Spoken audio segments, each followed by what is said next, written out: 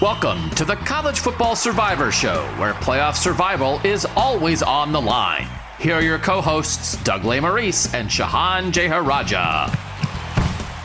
And back to our roots on the College Football Survivor Show. Shehan, a year ago, you and I started this show around this time talking about playoff contenders. We established, hey, these are the teams that are definitely playoff contenders. And then 6, 7, 8 weeks leading into last season, we talked about, should this team join our discussion, right? And we broke them down.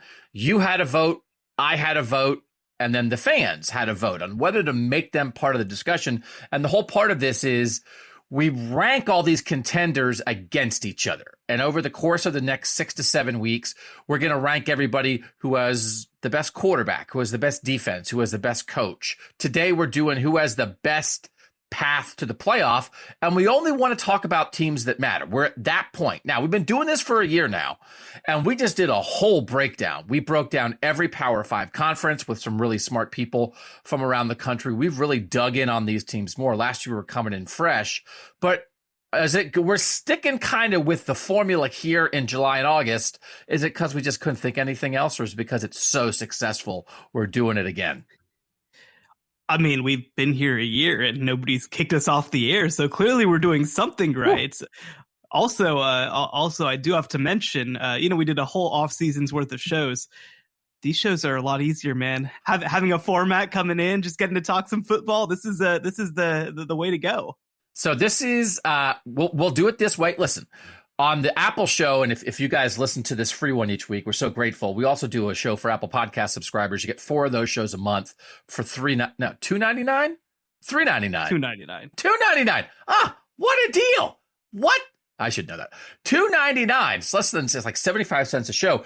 We're going to cover like a lot of the news and what's going on in college football on those shows. We just did that. We talked about Greg Sankey, the SEC commissioner. We talked about the Pac-12 and the Big 12. They discussed a merger or getting together. They're not going to do that. Sort of news of the week will be on that show. And there is news, like as we record this on Wednesday morning, the SEC continues its media days. The ACC is starting their media days right now. But also, if there's stuff that pops up, we'll drop it in here as needed. But really, these shows now are going to be about breaking down who deserves to be in the discussion. So last week on the Apple show, we decided the 4 sure things in college football that are definitely in the contender mix: Alabama, Georgia, Ohio State, Clemson. Shehan and I disagreed on Clemson, but I elbowed him in the ribs and we went over the top and we put Clemson in. So those 4 teams are already in. We are going to rank those 4 teams based on who has the easiest path to the playoff on this show today. But we're also going to throw in Oklahoma and Baylor, maybe. Because Shehan, Oklahoma and Baylor, we're going to talk about 2 teams today, whether they should be voted in to that contender group before the season. And let's start with Baylor, because Baylor at Big 12 Media Days, where you were last week, was voted by Big 12 Media the preseason Big 12 favorite. I'll let you make the case for why Baylor should be in this contender mix. Why do they deserve that? To me, the case is simple. I think that Baylor comes into 2022 with arguably the best combination of line talent, not just in the Big 12, but among the best in the nation. They bring back 4 offensive linemen, and the one that they replaced was a part-timer. On defense, they bring back every single member of the 2 deep on the defensive line, and add also Jackson Player, who's a future NFL player on the interior. They are replacing a quarterback, but it's because the guy who came in beat out the guy who was already there, Gary Bohannon, who led them to the Big 12 championship. So in my opinion, I think that that Baylor was a year early in a lot of ways by winning the Big 12 and going 12-2. And I think we're only going to start seeing a roster that's moving more in the direction of Dave Aranda over the years. So I think when you look at the combination of line talent, of recruiting depth that they built up over the past couple of years, and potential upside because of a new quarterback coming in who I think gives them more passing ability, they have a chance to not just be as good as they were last year, they have a chance to be even better. So this is entering Dave Aranda's 3rd season as the Baylor head coach, and I'm making the case here for why they should not be in the contender mix right now. They went 2-7 in his first year. They went 12-2 last year. Last year, they were picked to finish 8th in the Big 12. This year, they're picked to finish first in the Big 12. They had some special guys. I know that you thought they had some special guys. Jalen Petrie is one of the best safeties in the country, went number 37 overall early in the second round of the NFL draft. Tyquan Thornton as a really fast receiver drafted by the Patriots in the second round. They had a couple kind of special dudes, and I know they're solid in the trenches. I don't know if they have that kind of talent in the secondary and on the outside.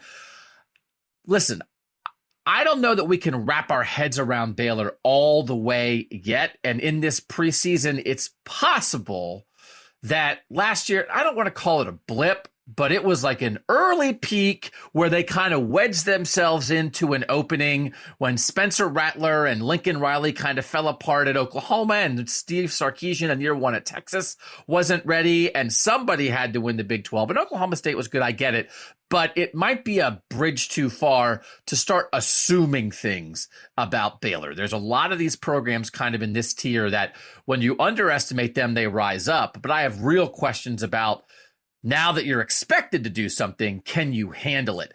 They're going to have a chance to earn their way into this list early in the season. They have an early game against BYU that's really going to matter, but I'm not sure we have to put them in now. So I think those are the two sides. I do wonder that about Baylor. Listen, people, Shehan went to Baylor. What are you going to do? We're not talking about the school. We're not going to talk about the school that I went to. So, like, it doesn't mean that Shehan can't fairly look at Baylor here. I will say we put this out. If you guys want to be part of this on Twitter, CFB Survivor Show, every week we're going to put out the teams we're talking about, and you can vote yes or no. Should we continue to talk about them? And you're going to control the content of this show, because if we tie, you're the tiebreaker. There are 3 votes. 1 for me, 1 for Shehan, 1 for you guys. We have those votes in. Shehan retweeted it, and Shehan just happens to be the most famous person in the Baylor football universe. I mean, Robert Griffin III is right there. Second most famous person in the Baylor football universe. So we will tell you there's a little Baylor juice in that voting. But as we think about this program, Shehan, 12-2 last year. 3 years ago, they were 11-3 in the last year of Matt Rule that got him the NFL job that led to Dave Aranda. So that's double-digit wins 2 of the last 3 years for 2 different coaches. How much should we think of Baylor as sort of a program that is establishing something that's here to stay? And how much should we think of them as a program that had a really good year last year, but there's a lot of programs that have a great year and then a mediocre year and a great year, then a mediocre year? Which one are they closer to? Well, I think that, like you said, look at the 3-year trend. There is an 11-win season. There's a 2-7 during the COVID season with the first-year head coach who didn't get a real camp. And then there was last year, right? So I think that it's probably something closer to what it was last year. Now again, I do personally agree that, last year's team was not, I don't think, the best team that they've had in a while. But I think that what they did well was they played close games really well. I think that they were early, like I mentioned. I thought that Dave Aranda managed games incredibly well, honestly. I think that was a huge part of their success. And so I kind of feel like last year's team was early. I don't think that last year's team was as good as its record. And I think that actually the roster is starting to catch up to the results now. Now, like you mentioned, Jalen Petrie, I think one of the best players in all of college football last year. Another guy who you didn't mention, Abram Smith at running back. I think he only went in the 7th round or maybe undrafted. But he was a great college player. He had like 1,500 rushing yards.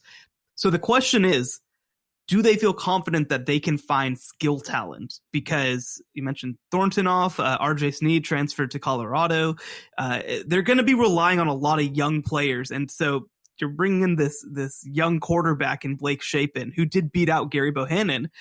But do you have the pass catchers there? I'm pretty confident that they do, but it's not a sure thing by any means. Talking to people around campus, they really like the cornerbacks that they have, even though they're replacing both of them. But they feel like athletically, size-wise, that these guys potentially provide an upgrade. But that's a lot to expect, right? Like, that's a lot to assume that, everything in your passing game on both sides of the ball is just going to be fine.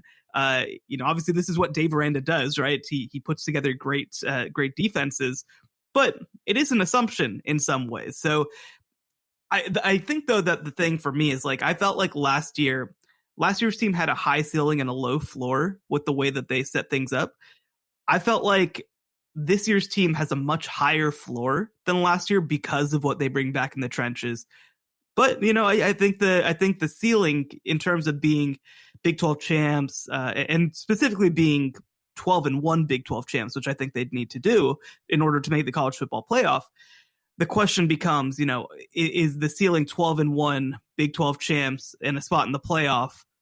And I think some of that just depends on whether the passing game ends up moving from being something that's consistent for them to something that's a real strength.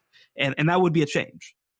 And it feels like they leaned into that because Dave Aranda at Big 12 Media Days when you were there was talking about the idea of I try to sort of put the person over the player. That matters to me more. I want to see who you are.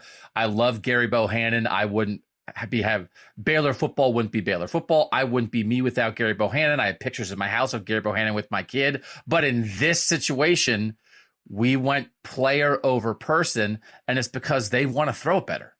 And they think Blake Shapen is the better passer. He didn't even say, I think he's the better quarterback.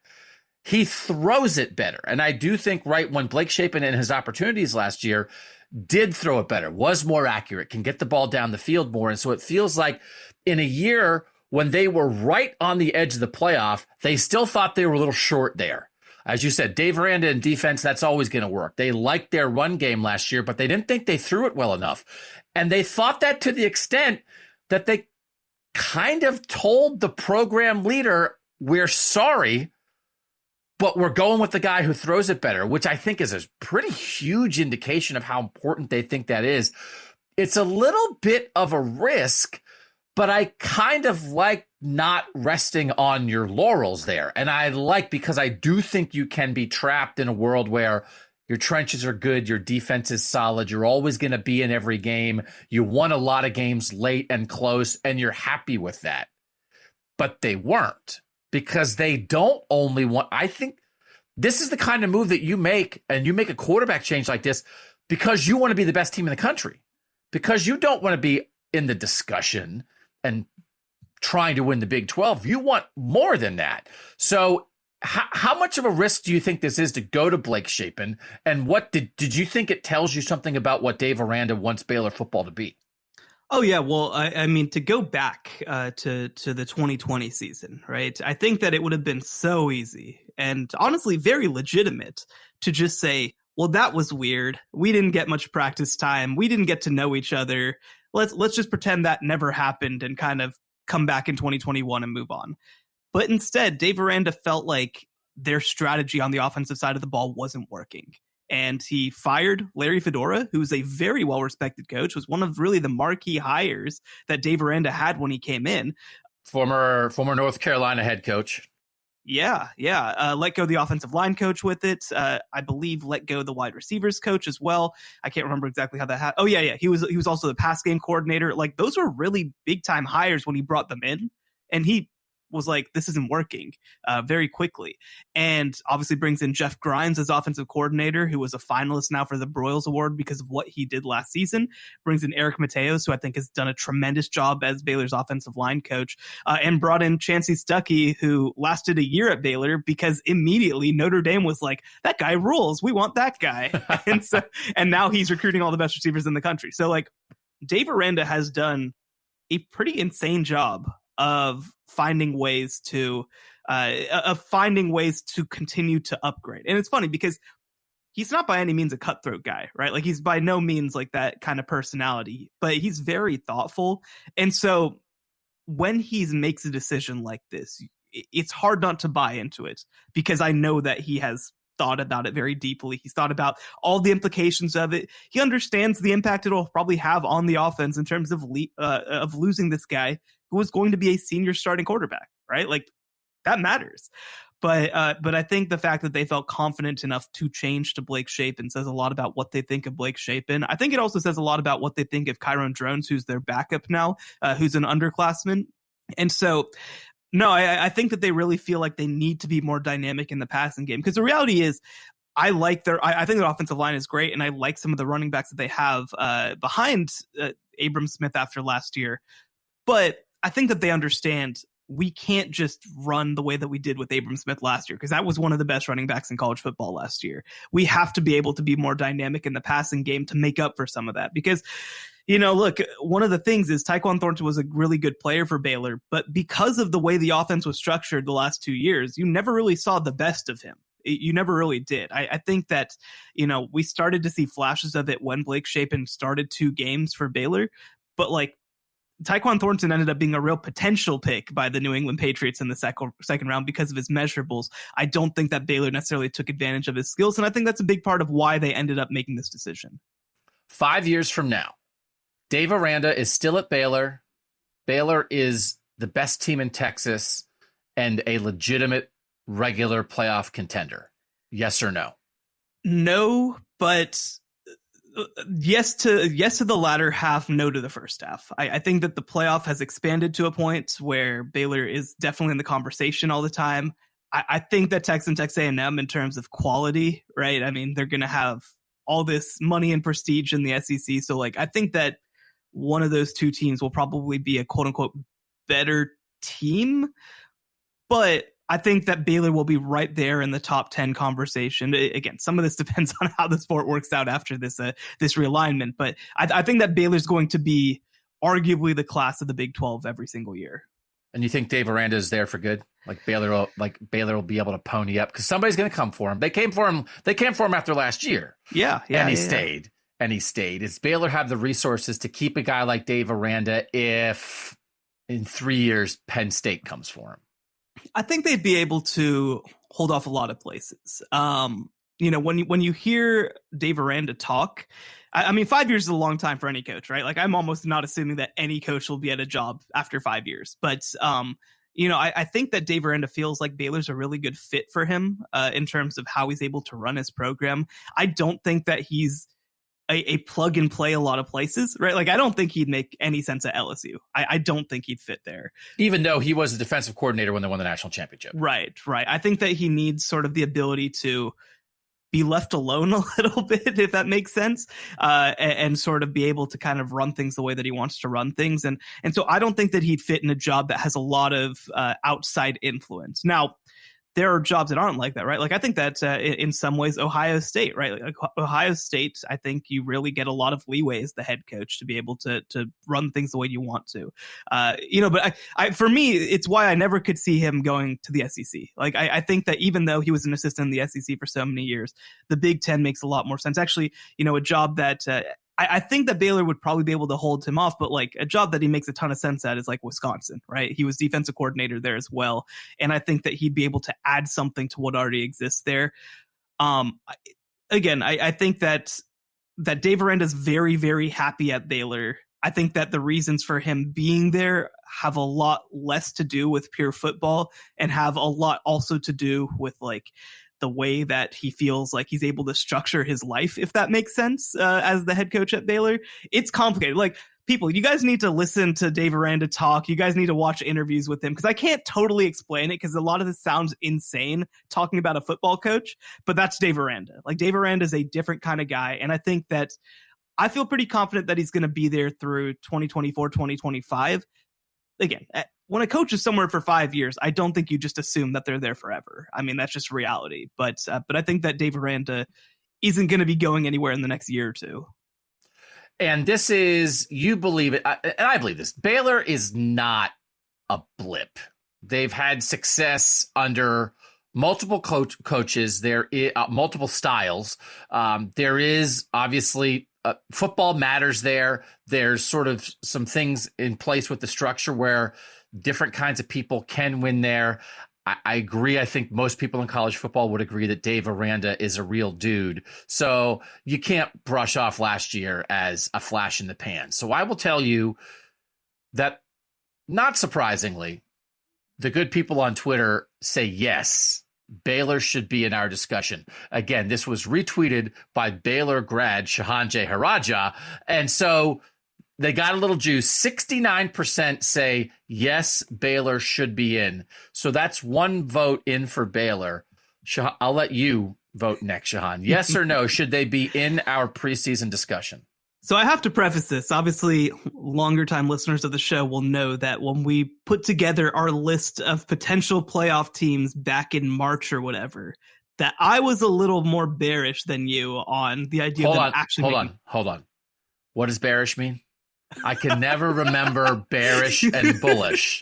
I'm not a stock guy, and I can't remember. They're both strong. It's not like bullish and beaverish. It's like it's two big, strong things. How are you supposed to keep that straight? I'll tell you exactly how I keep it straight. Okay, so it's bullish versus bearish, right?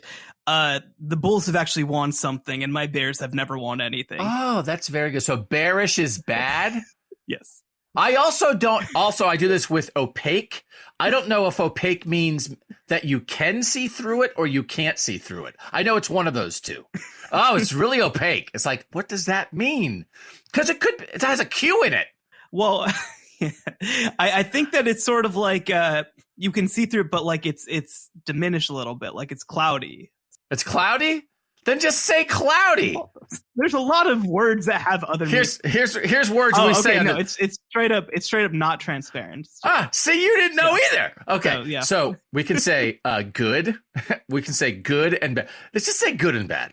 Can we just keep it a good and bad? Okay.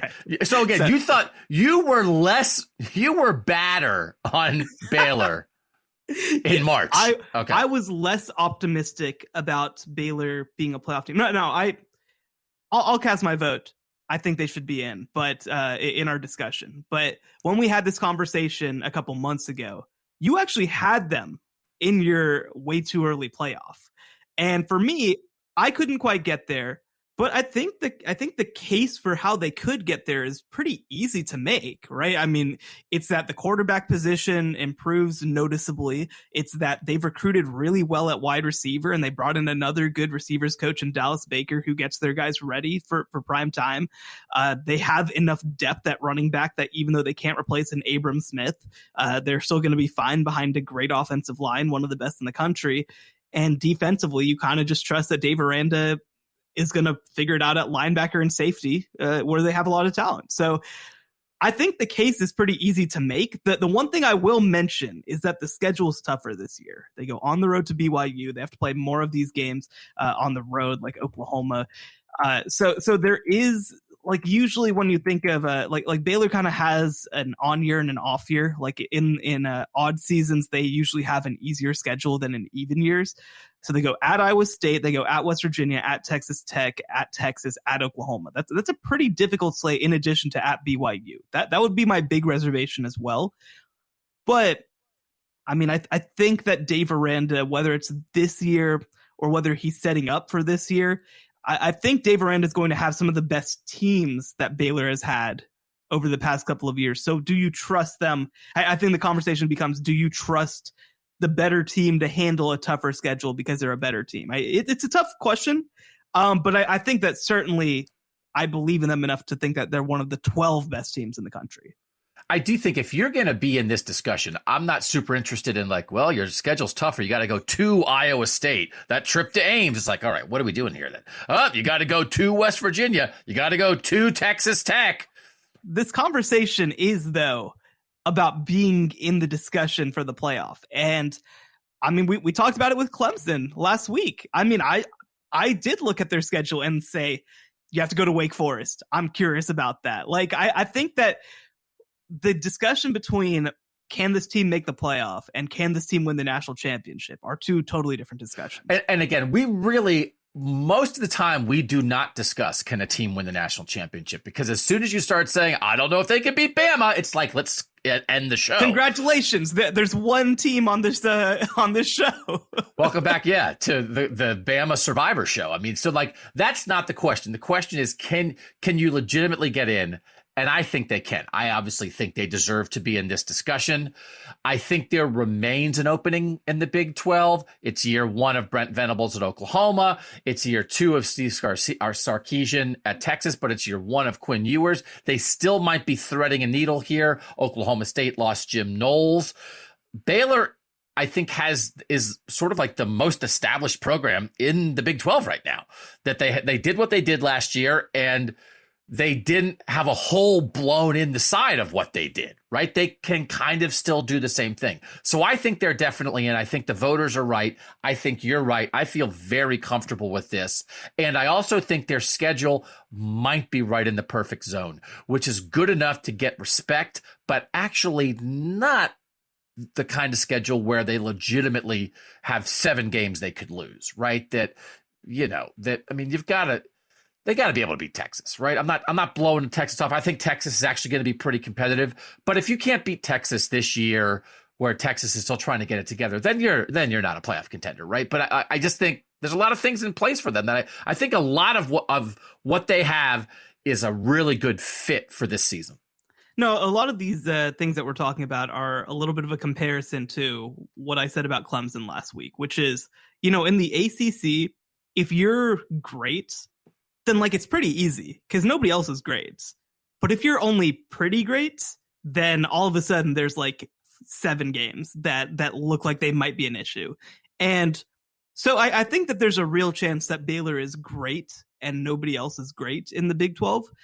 But again, it is sort of that if you're a 9 in terms of quality, then you can blow through the schedule. But if you're an 8, then all of a sudden it becomes a lot tougher. So I think that there is definitely a pathway for Baylor to be a great team and be able to kind of push through the Big 12. But, it's obviously I think that there still will be stumbling blocks. And seriously, we're going to figure out long term whether Baylor's going to be on this list on September 10th when they go and play BYU on the road. That's going to be a huge game for both of these teams. And whoever wins that game is a lock to be on our list the next week.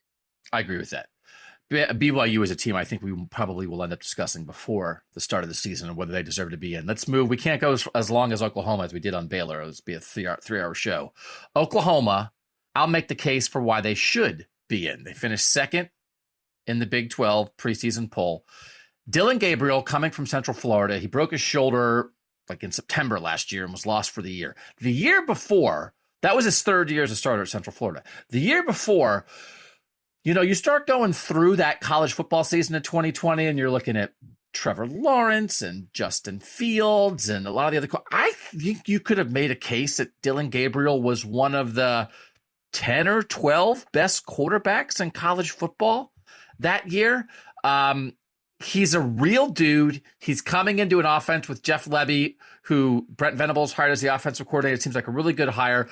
Dillon Gabriel, 70 touchdowns, 14 interceptions in his career. In 2020, he was 32 touchdowns, 4 picks.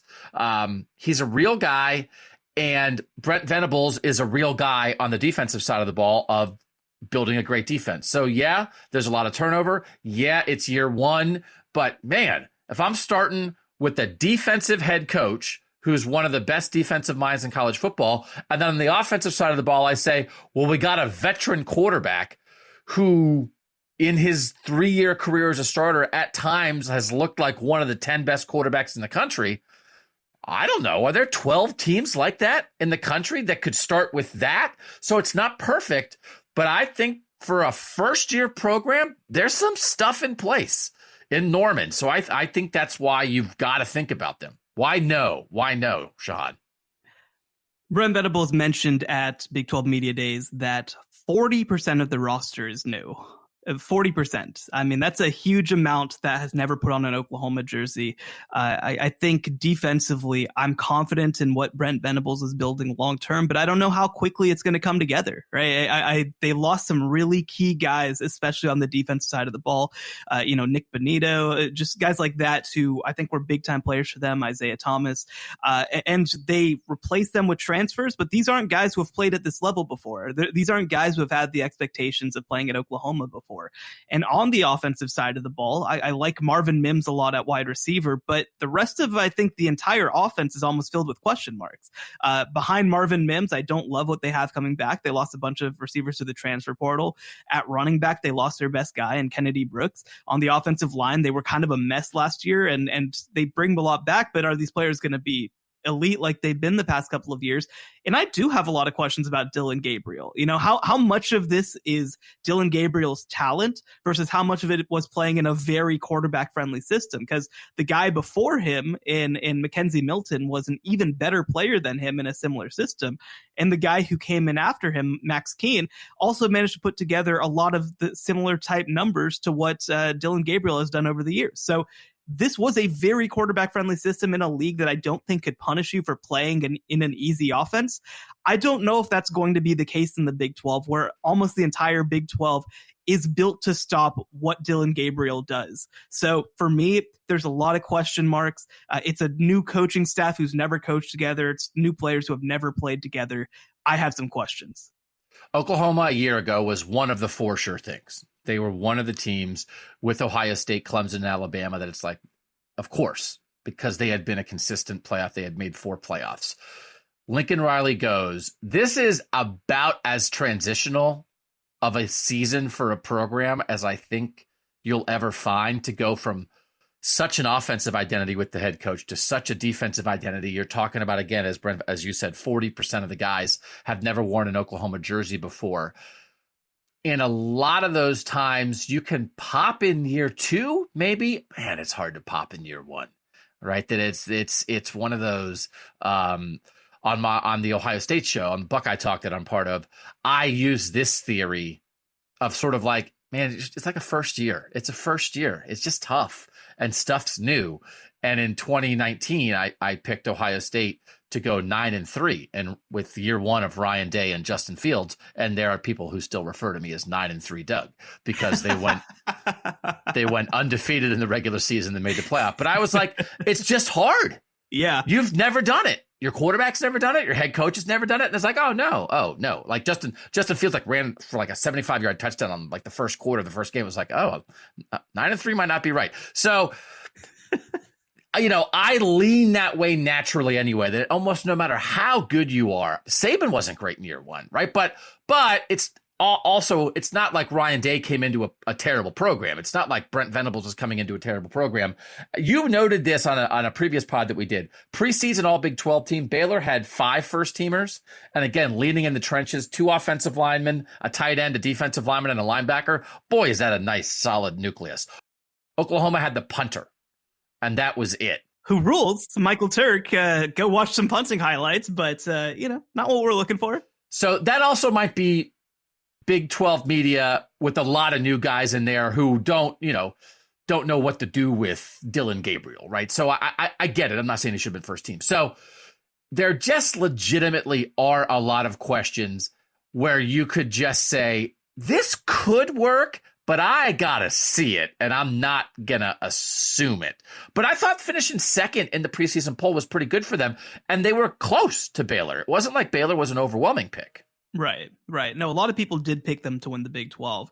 And certainly I remember, I think it was 2016 that I picked Oklahoma State to win over Oklahoma. And I felt very dumb and was like, I'm never doing this again. But, I think that this is a different era of Oklahoma. Like you said, I mean, you can make the comparison to Ryan Day. People have obviously made the comparison to Lincoln Riley.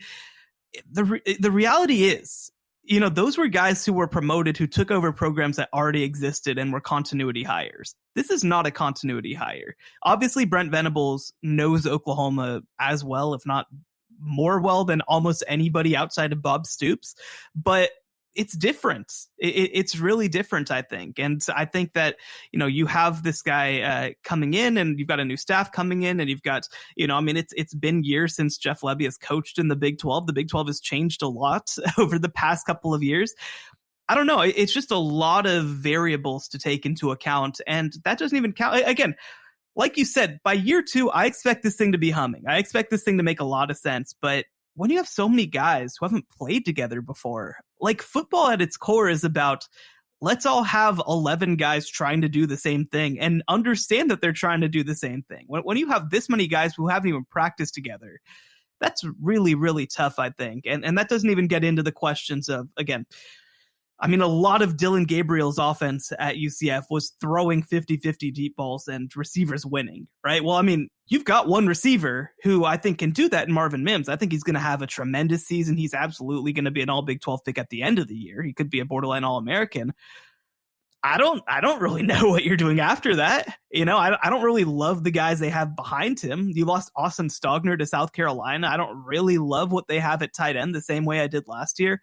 And, you know, talking to Oklahoma fans, there's this sort of idea that like, well, we've been an 11-2 program at worst every year, basically. And now we've got a coaching upgrade, which is obviously a big assumption. But on top of that, it's like, you don't just get to build on top of that when you're building something brand new, right? It's not like you get to just add a defense on top of a great offense. You're switching out Lincoln Riley on the offensive side of the ball. Now, I think Jeff Lebby is a really good offensive coordinator, but we're also going to kind of learn what was Jeff Lebby and what was Lane Kiffin in that Ole Miss offense. I think that it's reasonable to ask those kinds of questions. He's never been in charge of a full offense before at all, even though he's called plays the last couple of years. Again, I'm very optimistic about what this staff, what this roster, the vision. I think that Brent Venables really could, in some ways, take Oklahoma to another level long term. But, you know, I wish I had a better example, but obviously I covered this team. So I'm going to come back to Baylor. Baylor went in 2015-16 from being one of the craziest offenses of all time to in 2017 trying to be a defense-first program under Matt Rule. And they went 1-11. Now, that's not going to happen, just to be clear. But, like, what is 1-11 at Oklahoma? Like, it probably is 9-3, right? Like, I think that they will play some really competitive games, and they'll just lose them because they haven't done it before. And so, no, I mean, I just think also you go back and look at their schedule a little bit. A couple of tricky games. I mean, I think that that Nebraska game could save Scott Frost's job, right? Like that Nebraska game could save it. And I think that Brent Venables understands this rivalry because he was defensive coordinator there when these two teams still played. But I don't know if players can really be prepared for what Nebraska is going to try to do to them in Lincoln, right? And they nearly lost that game last year with, I think, a much better team. You know, they play Kansas State early in Big 12 play. I don't think that's ideal for them. Obviously, Red River is always a big game for them. They do get Baylor at home. They do get Oklahoma State at home, which I think that's a pretty big deal. But again, it's just Oklahoma has been, like I talk about, they've been great in a Big 12 where everybody's just half a step below great. I think that they're half a step below great, and I think that makes the path a whole lot tougher. The Twitter voters, not as big on Oklahoma. The call went out, and a lot of the people who were like, oh, let's make sure we vote yes on Baylor, then also did not feel that Big 12 brotherhood and also vote yes on Oklahoma. Oklahoma's a no from the Twitter folks. 71% no, 29% yes. I will take the pressure off you on this one a little bit, and I'm also going to vote no on Oklahoma. I think there's too much uncertainty. I think while Dylan Gabriel is a pretty good type of veteran to come in and throw a patch on this when Caleb Williams went out the door to USC, I think you make some good points about what's that going to look like in the Big 12. I think Brent Venables was the hire they had to make. Again, let's have this discussion where Lincoln Riley leaves and Brent Venables is like, you know what? I'm good at Clemson. And who knows where they go next? Everybody knew they were going to Brent Venables and they got him. It's the exact right hire. But get back to me in year two. I just think right now, it's too much likelihood of a 9-3, 8-4, lose a goofy game. They're learning on the fly, just normal first year stuff. And I'm not sure they're set up to overcome that with the roster of, yes, we said 40% of the guys have never played for Oklahoma. Are you a yes or no? I'm a no. I think they can play their way back in there, right? Like, I think that they absolutely have the potential to do that. Again, I've been everybody's been conversing with Oklahoma fans all offseason because they have a lot to say. But I think that there's a pathway for them to still be really good. They could still definitely be an 11-1, competing in the Big 12 title game type team. That's absolutely on the table. And I think by the end of the year, this is going to be a much better team than it will be at the beginning of the year. The question for me is just, by the time they get to that Texas game, they already need to have things figured out. Because again, they go at Nebraska versus Kansas State, at TCU versus Texas. That's a pretty tough stretch to all be playing before October 8th with a brand new coach and a brand new coaching staff. Not even counting, again, that you get Baylor and Oklahoma State in the latter half of that schedule, who I think will both be very good. So I just have a hard time putting those expectations on Brent Venables in year one. In year two, I'm very optimistic about what this team can be, but we're not in year two. We're in year one. Baylor's in. Oklahoma's out. We have 5 teams that we are discussing as college football playoff contenders in the second half of this show. Georgia, Alabama, Ohio State, Clemson, and Baylor. We will rank hardest path to easiest path to make the playoff, those 5 teams, next on the College Football Survivor Show. Don't miss the College Football Survivor Show bonus episode this week. Available only on Apple Podcasts. I do think that Greg Sankey does understand that there is value in the sport watching this product, and certainly by locking them out, I don't think that he feels like that's the best way to go. I don't think the SEC wants to destroy college football. It just wants to shape college football the way it wants to shape it. That is a world that is advantageous to the conference that has the best players and the most successful teams, but it is not exclusionary. So I thought Monday was a reminder of that. Do you agree that that version of the 12-team playoff with 6 conference champs as automatic qualifiers, we will never see that version? Do you think that's dead? Or do you think something that is that size with that many automatics could still happen? I think I lean towards it never happening. Subscribe now on Apple Podcasts for exclusive College Survivor Show bonus episodes. All right, so we went deep on that. That was deep on 2 Big 12 teams. But again, if you guys have listened for a long time, haven't listened for a long time, the whole point between now and the start of the season is that every week we're going to have a pretty decent discussion where we go across college football to all the contenders that matter. We're going to grow that list between now and the first weekend in September. But if that's like, man, what is this, a Big 12 show? No, it's not a Big 12 show. Next week, we're going to talk about adding a contender from another conference, but we're always going to rank at least these 5 teams and then more. So let's do the easiest path to the playoff. So if you have the easiest path, this is not disparaging. This is how much does your schedule increase your chances of making the playoff, right? So you know, easiest path, because again, if you're 12-0, you're in.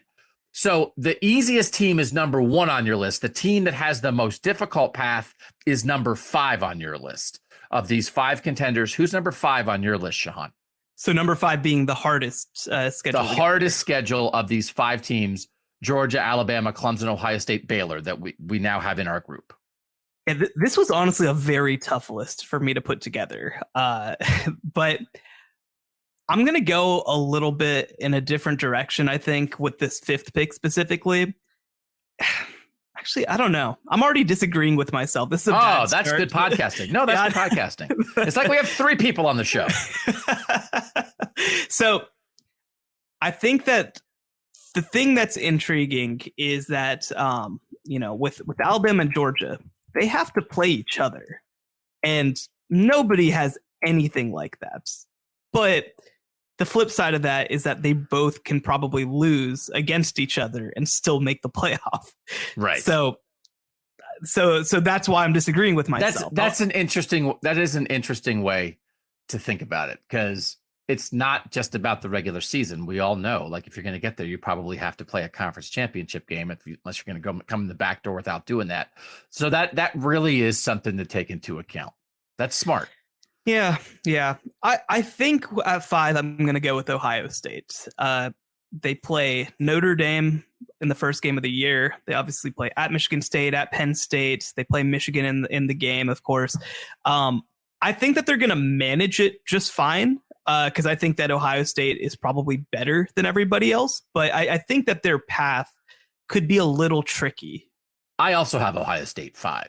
And in looking at, taking the SEC championship game, that's the toughest one of these 5 teams. Yes. What are the toughest games that they're going to play? Number 1 is Bama playing Georgia. Number 2 is Georgia playing Bama, or vice versa, or whatever. Those are the top 2. So we get that.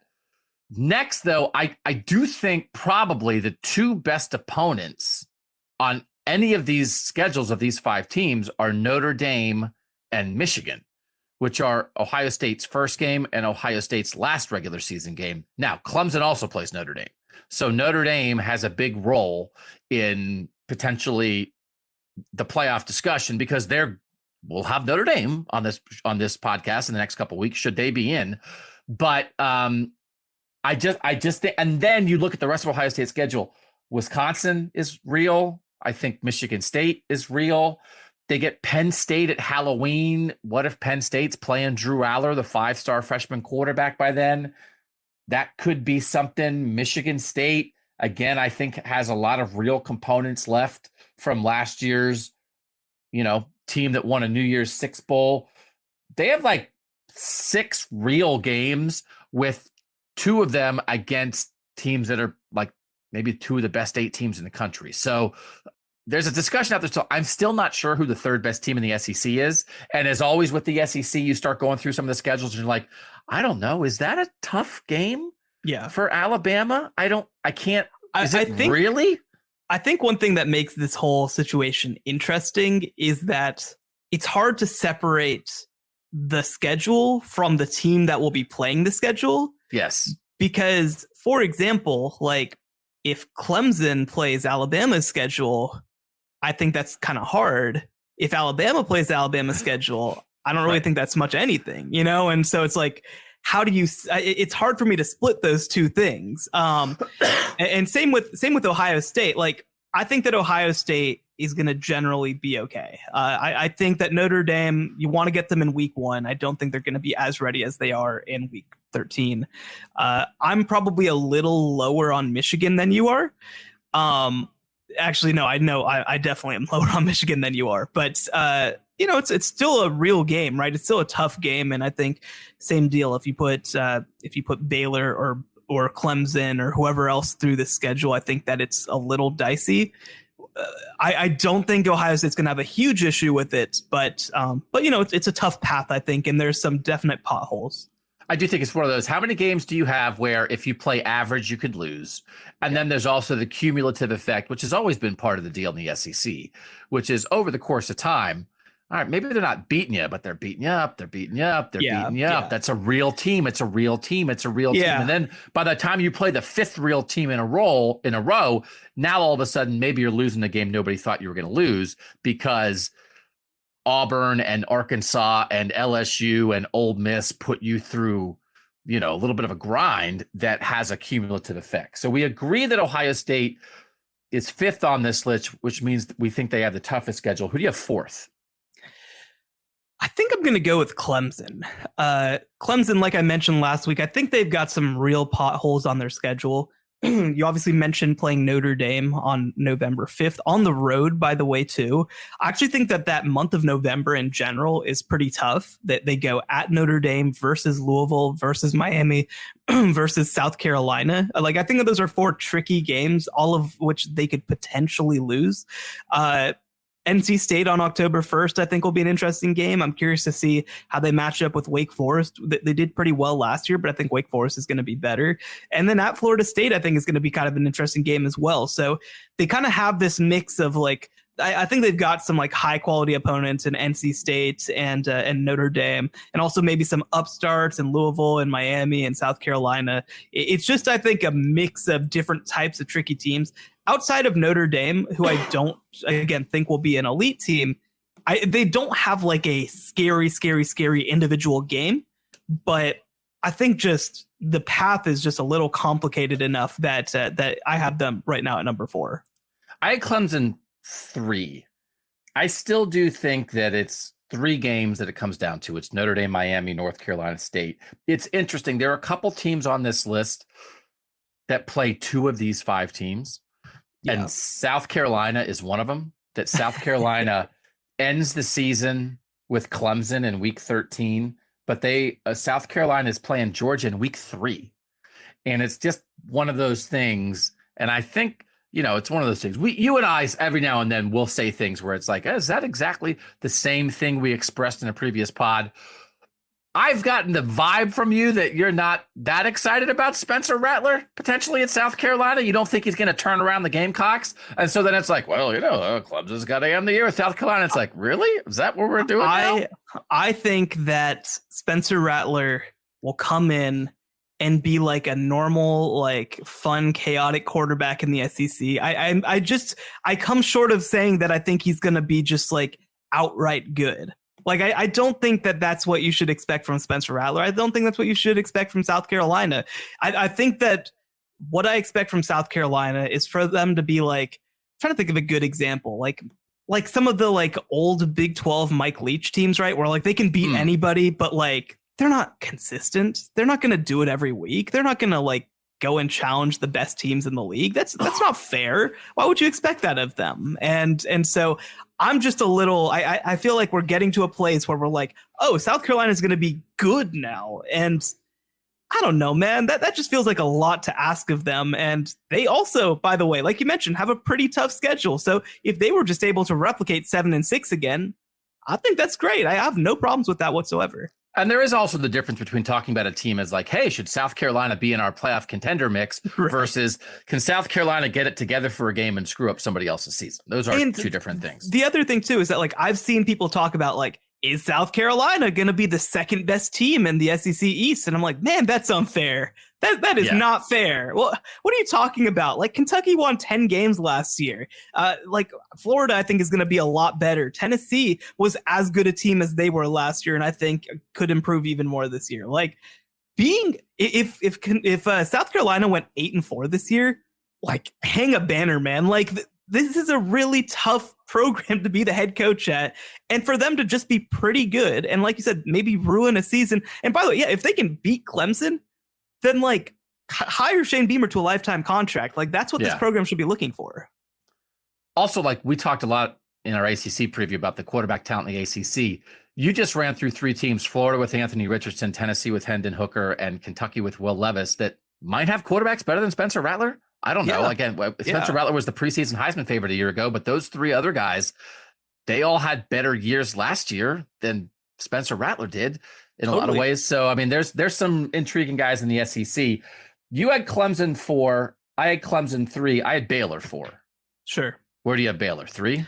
Yeah, I have them at 3. Okay. So I do think that's, it's kind of, we're trying to divide here between Baylor and Clemson. Baylor's got that BYU game early. A lot of this is dependent on how good you think BYU is. And I think BYU is a team that we will discuss in this podcast before the season starts. And then the rest of it is everybody in the Big 12 plays each other. So Oklahoma State, Oklahoma, Texas, again, I think that's kind of manageable, but this is another Texas plays Bama and Texas plays Baylor. So it's one of those things. Sometimes, we're trying to just think about the schedule, but when Texas plays Bama, we're like, I don't know. And then Texas plays Baylor and you're like, ooh, that's a tough one for Baylor. It's like, it's the same team. So we can't let the inherent strength of the team we're talking about affect the schedule too much.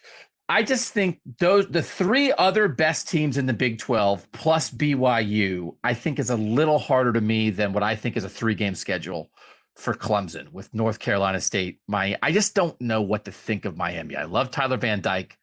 They're obviously recruiting really well right now. There's a lot of Miami momentum, but again, we just had a whole conversation about first-year coaches. Is Mario Cristobal going to go 10-2 in year 1 at Miami? I don't think people think that. So how tough really is that Miami game against a Clemson defense that's going to be one of the best defenses in the country? So we both had Ohio State number 5 on this list, toughest schedule. We're split on Baylor, Clemson, which brings us to the SEC teams at the top. Who do you have 2 and who do you have 1 for it? And again, 1 is the easiest path of these 5 teams. I think 1, because we can touch on that first, has to be Georgia. Like Georgia, they get Oregon in week 1 and like Oregon's replacing a coach. And also they were only pretty good last year anyway. And they also lost one of the best players in all of college football in Kayvon Thibodeau, along with the vast majority of their skill talent, by the way, too. So, I like that game's interesting. There'll be some fun storylines about Dan Lanning coming back and playing the team he just led to a national championship. And then Georgia will win 44-13. Like it's not going to be close. Then I think the East is still very mediocre, right? At South Carolina, at Missouri versus Vanderbilt versus Florida, who's still going to be rebuilding, I think, versus Tennessee, at Kentucky. And then the two games that they get in the crossover, by the way, they get Auburn, who's a freaking mess right now. So they could end Brian Harson's career on October 8th. And then they go at Mississippi State on November 12th. A team totally just the most unprepared to fight against what Georgia does well defensively. Like, they're going to sit back and be like, we're going to run mesh against Georgia's linebackers. And guess what, Mike Leach? That ain't going to work so hot. It's not going to be very good. So, God bless them. And then they get Georgia Tech in the last game of the season, and Georgia Tech probably will have fired their coach by then, to be honest. So, I don't know. Alabama's schedule isn't brutal by any means. That's why we have them second on the list. And the other thing to mention about Georgia, of course, is they will play Alabama, but if they're 12-0, they're going to make the playoff regardless, even if they lose to Bama. Alabama, at Texas is, I think, more of a real or it's probably on par, probably with that Oregon game. Yeah, I was going to say, what do you think is that? What do you think is a tougher game? Because Georgia, Oregon's in Atlanta, right? And Bama has to go to Texas. I think that they're comparable. I think that Oregon's probably a slightly tougher matchup, but I think that Texas has some things that I think can actually compete with Georgia, if that makes sense. Like, I think that Quinn Ewers, I think that some of the skill talent that they have, like, those are things that actually could cause some issues against Alabama, but not consistently enough, obviously, to compete in the game. But just like to where it can be kind of interesting. I don't think Oregon does anything that scares Georgia. Like, I kind of feel like that's like, and again, I think Oregon's a higher quality team, but like, I also feel like sometimes when a team is like a crazy offensive team, it gives them a little bit more like leeway to just do stuff, right? Like, they're not going to get totally stopped, I don't think. But neither of these games are going to be, I don't think, that competitive. But I think they're comparable enough that you can kind of call it a wash. Alabama does get Vanderbilt and at Tennessee in the crossovers, which I think are pretty manageable. At Arkansas, Texas A&M, Mississippi State, at LSU, at Ole Miss versus Auburn. Like, this is a very mediocre SEC West right now. They're really, I don't think, is a special team right now. Texas A&M has a lot of talent, and also Alabama's going to wipe them off the freaking planet after what happens last year. So, I don't know. Both these teams are going to go 12-0 and play in the SEC title game, and that'll be it. It is funny to me that Alabama is playing the old Southwest Conference in the first half of the year. Yeah. That 3 of their first 6 games are Texas, Arkansas, Texas A&M. Both Georgia and Alabama, they both play Auburn. They both play Tennessee. And those are like classic examples of like, I don't know, are Auburn and Tennessee, they're kind of good. It's one of those things, again, as you said, when I was talking about Ohio State's schedule, I brought up Iowa. If it was like, oh, Alabama has to play Iowa, would we be like, I don't know, watch out, Alabama? Is Iowa, who's better, Auburn, Iowa, or Tennessee? I don't know. Are any of those teams that going to actually beat Ohio State, Georgia, or Alabama? So I do just think when you're playing in the SEC West, no, Texas A&M and LSU like aren't there right now, but the way they recruit and sort of like the depth of talent, you just never know. They're going to put a few more, I think, dudes on the field, 1 through 22, than some of the teams that Georgia's going to play in the East, just where those teams are right now. So that's why I do think I had Alabama 2. There's a slightly tougher. Georgia has the easiest. I will say again, that thing, I don't know what Will Levis, the quarterback at Kentucky, transfer from Penn State, who, again, it's one of those things, you're always looking for quarterbacks in the Big Ten, and it's like, how did Penn State let Will Levis get away? And there are people who are like, Will Levis is a first-round quarterback. He's a little bit of that, I can run it, I can throw it, I've got a pretty big body kind of guy. It's a really interesting guy. I just don't know that it's week 12. It's the second to last game of the season for Georgia. You're just looking for stuff, right? It's like, hey, South Carolina super early with Georgia. Could Spencer Rattler just blow up the playoff race in September? Probably not, but I don't know. And then super late when we are all geared for a Georgia, Alabama, SEC championship game, and they're the two best teams in the country. Could Will Levis blow that up late? But I think that's the whole point with the Georgia schedule. You're just trying to find trap games, because when it comes to like actual head-to-head, can anybody really compete? The answer is probably a hard no. Yeah, can 2022 Blaine Gabbert lead Kentucky to a win over Georgia? It's hard to say. Blaine Gabbert made a boatload of money in the NFL, man. So yeah, and so is Will Levis. Somebody's going to draft him number 3. Thank God it's not going to be my Bears, because they already have Justin Fields. It feels good to not have to worry about that, to be honest. But yeah, like it. Oh, I'm trying to think. There's been like some like Mitch Leidner, like, oh, he's big and can throw. Oh boy, it's crazy stuff, man. But as you said, Kentucky had a great year last year. Yes, and Will Levis because of their running back, who is back, by the way. Right, and Will Levis was one of the engines there. You can't have a 10-win season with a terrible quarterback. So again, people are kind of probably overrating him, which leads us to have discussions like this. He's good. He's a good, solid quarterback for a good, solid SEC team. But we just don't think that anyone's going to bother these two teams all that much. Any game they would lose for either of these two teams would be a pretty huge upset. And again, Ohio State, which we said had the toughest schedule, also is probably going to be like I'm sure, I mean, the line's already out. I don't have it in front of me. They're probably a 2-touchdown favorite against Notre Dame. Yeah. But I Notre Dame, I think I did see that. Yeah. Notre Dame also might be the 7th best team in the country. So I mean, like we're just talking about the gaps between some of the tiers here are so wide that there's a 2-touchdown difference between the 2nd best team or the 3rd best team in the country and the 7th best team in the country. So that's kind of where college football is right now. So our lists, we both had Ohio State 5th. You had Clemson 4th, Baylor 3rd. I had that reversed. Baylor 4th, Clemson 3rd. We both had Bama 2nd and Georgia 1st. That means we think of our 5 contenders right now. Georgia has the easiest path to the college football playoff. Next week, we will discuss another team or two, and then we will rank all the contenders again in a different area, and we'll get on the field next week. We'll do something where it's a specific part of the team, run game, receivers, pass rush, something about the defense. We usually try to save quarterback because that's a sexy conversation. Not that every conversation on this podcast isn't sexy. When we come back, last year at this time, we were trying to let you guys get to know us a little bit. We had a personal question that we ended every podcast with. We're going to try that again. And I'm trying to think of a super personal, embarrassing question to ask Shehan next on the College Football Survivor Show. The College Football Survivor Show, where playoff survival is always on the line. All right, Doug and Shehan are back. I have one because I know my answer, because I'll answer the same question. And then next week, Shehan will come up with a question for both of us.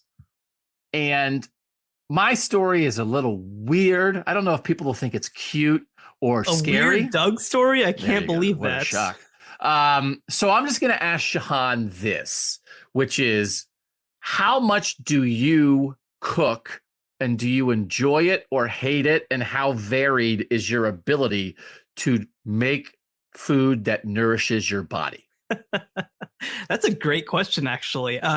So I would say that I am primarily the person who cooks dinner, especially at home, because I work from home.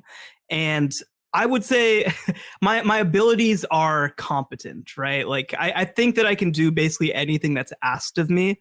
I can follow directions on a recipe very well. Like I know how to do all that sort of stuff. So I'm pretty decent at it. Actually, I will say the toughest thing for me is just figuring out what the hell I want to eat. Yeah. That's the worst. This might be an exaggeration, but it might not be. I think that having to figure out what to eat might be my least favorite part of being an adult. I would much rather somebody just tell me what I have to eat, or just say, this food's available, than have to think about what am I feeling right now. I don't know. I don't know the answer, because then what happens is then I'm like, well, fine, I'll just make whatever's easiest, and that's usually not what's best, or I'll go and pick up the easiest thing, and that's always not what's best. And so if somebody could just sit me down and be like, this is what you're eating today, I'm all about it. Yes, there's a famous story that my wife enjoys telling on me that when we were younger And I don't know, maybe 5 years into our marriage, we were cooking one night and I like exclaimed to my wife, you know what? I think we can make 7 things. And that I was so excited that I thought there were 7 different dinners that we combined were capable of cooking. And that was like a huge number in my mind. And so I really have 2, and I don't cook that much, but if I do cook, it's either going to be chicken quesadillas or just like chicken and rice kind of mixed together. And that's kind of it. And I don't really know how to do anything else, but I hate cooking and my wife hates cooking, which leads us to the idea of the money that you would spend like at Chipotle just is so worth it from a happy. It's not even that the food tastes that's good. It just removes the stress of cooking. That value is like, okay, we'll cut back. Where can we cut back in other aspects of our lives to allow ourselves to eat fast, casual food out or for takeout as much as possible? Because the idea of cooking both sends us both into a tailspin. So has this resulted in either of your kids being like, this is a joke, I'm going to learn how to cook? Because like, I feel like sometimes that happens where like whenever somebody can't do something, like a kid is like, fine, I'll handle it myself. So, and as often happens, and the parents out there listening will find it had opposite effects on the 2 children. The older child, now, whenever we do cook, throws her body on the ground because she just wants out to eat. She doesn't want anything cooked in this house. And the younger child is like, get out of the way. I'll figure this out. Give me a pot, give me a pan, I'll cook. So it's disparate reactions from the 2 children. Neither of them particularly good and healthy. They're both on opposite ends, but we're just super busy. Not that other people aren't super busy, but it befuddles both of us, those people. And listen, we're fortunate that just, we can handle a Chipotle meal more often than not. It fits in the budget.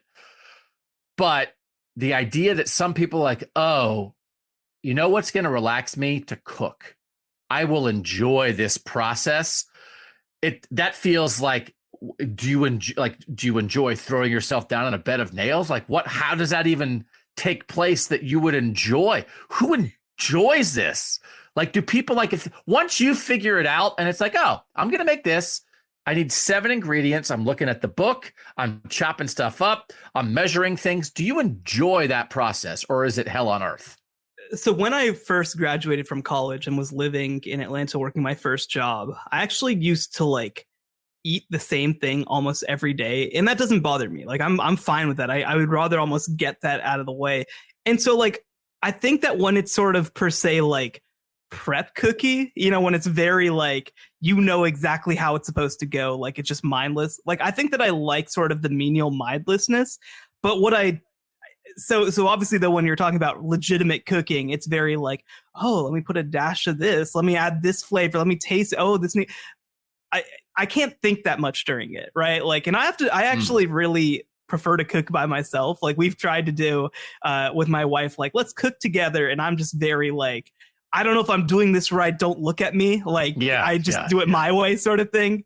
And this is a good question. I enjoyed this. No, but it's definitely, I would say, more of a stressor than it is a quality. But the issue just becomes that we just don't have like the best ideas of places to like go out and eat healthy too. Cause, and so that's why we try to, even if it's something that's like frozen or something like that, or a prepped meal or something like that, we try to lean on some of the home stuff more because of that. But also in the last month, we've been traveling a lot and I'm totally out of rhythm. So we've eaten out like every day. Yeah, no, it's and it's one of those, it was one of the things in the pandemic, and listen, pandemic, and it's not completely gone, but sitting down with my family in a restaurant where everybody can get exactly what they want and where our children cannot escape from us and where they have to talk to us, that hour of out to eat, especially with teenagers, right? Where everybody's happy, nobody's stressed, and you're staring at each other and having a conversation, I would pay $1 million a meal for that. So like that, when it was like, hey, no one's really going out to eat right now. Like that was like a thing that I missed because it was such like a family bonding time. Because when we were at home, if we're cooking and trying to do that, somebody's stressed and somebody doesn't really like what's being cooked, and it's not the same thing. Now, maybe it's bad parenting that we have not been able to like get over that hump, but it's like, order what makes you happy, and then with a smile on your face, tell me about your life. I don't, I signed the credit card bill. I don't care what that costs, because that's the number one thing I want to spend money on. Nourishing my children in a way that makes them want to talk to me. Are you kidding me? Like that's, I'll wear the same underwear 50 straight days. I will cut my underwear budget by 90% for that. So anyway, that's where we are. If anyone has cooking tips, though, please feel free to send them our way. All right. So go back and listen. We talked about sort of the news of the week on the Apple podcast. If you like this show, the other show is just more of us. So it's, the topic's different, but it's kind of the same thing. So $2.99 a month. We'd love to have you there. We love having you here. We're back in the flow. The season's here. ACC meetings this week. SEC meetings this week, Big Ten meetings next week. Everything's happening. College football is here, and we are glad that you are with us on the College Football Survivor Show. Make sure you're reading CBSSports.com. You can find a big chunk of Shehan, Jeyarajah work over there. And just if you're not subscribed to us yet and you're listening, click that button. We'd love to have you as a regular listener. And again, CFB Survivor Show on Twitter, that lets you vote. So Baylor's in, Oklahoma's not. We're going to put another poll up next week, and your vote is 1/3 of it. Should this team be worthy of discussion, we'd love to have your votes and make you part of the show. For Shehan, I'm Doug, and that was the College Football Survivor Show.